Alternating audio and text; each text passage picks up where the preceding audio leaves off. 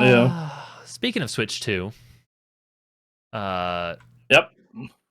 former PlayStation exec Shuhei Yoshida said on the Switch 2 reveal, I was surprised there weren't many surprises. Which, I don't know. What do you think? What does he say in this article? So what he's saying is like he was kind of just expecting more, essentially. Like, when they unveiled the Wii originally, it was like, oh, this motion control thing is crazy. But the only surprise to me was the mouse thing they showed. Mm-hmm. And that was it. So I hope at the beginning of next April they'll reveal something hidden to us about the Switch 2. And he also said regarding leaks, a leak is really disappointing, right? Even if it's for another company. I feel very sorry when it happens. And as a person, I like to be amazed, right? Surprised. Well, so hopefully further leaks wouldn't happen. Yeah, I think that on the one hand, Nintendo's playing it very safe. Yep. Two, I feel like coming off of the Wii U, the Switch felt like such a big deal. Yep. Like, I remember, because when I watched this, I was like, oh, cool, it's a better Switch, and that mouse thing could be cool for certain games. That was what went through my brain. When I saw the mouse thing, I was like, that was the big wow factor for me. Like, I expected them to play it safe after the Wii U debacle. To add that mouse thing is like, oh man, what this could be for shooters on the Switch. I know, it could be weird where we will be living in a world where if you want to play on a console shooter, the Switch might be the best place to do it. The Switch players all of a sudden have an advantage.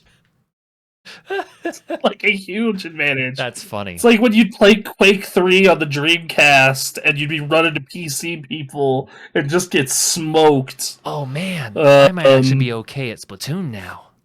Oh, that's an interesting thought. Okay. Yeah, no, Splatoon with mouse controls? Yeah, Dude, I tried motion controls. I tried to make it work. I couldn't.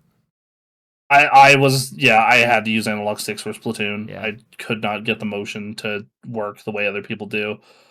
But yeah, so he says kind of just one I was expecting more surprises, but I think a lot of it's because it was iterative. Because I remember when they first revealed the Switch 1, and you picked that, and they showed, here, you can play full, real video games anywhere. Like, here's this big 3D Zelda, anywhere.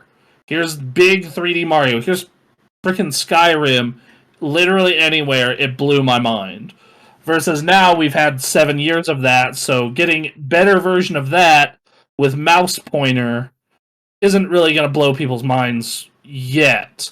This is Nintendo, though. They always have some weird surprise in their back pocket, it seems.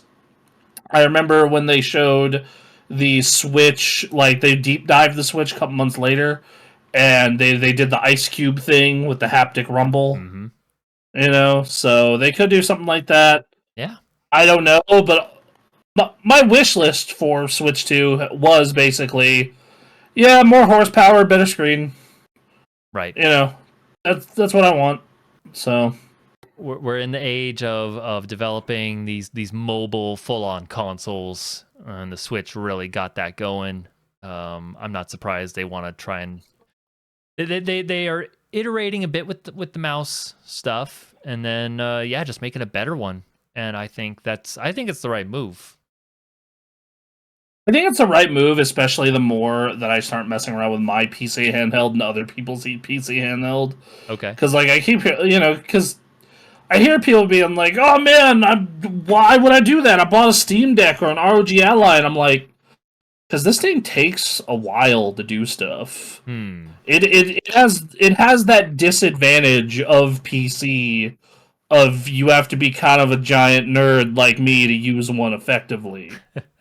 I like even sleep mode on the thing is complicated because let's say I'm playing a game that requires a launcher and an internet connection. If I put my Steam Deck in sleep mode, I turn back on, it's like, oh sorry dude, crashing out of the game because you lost internet connection.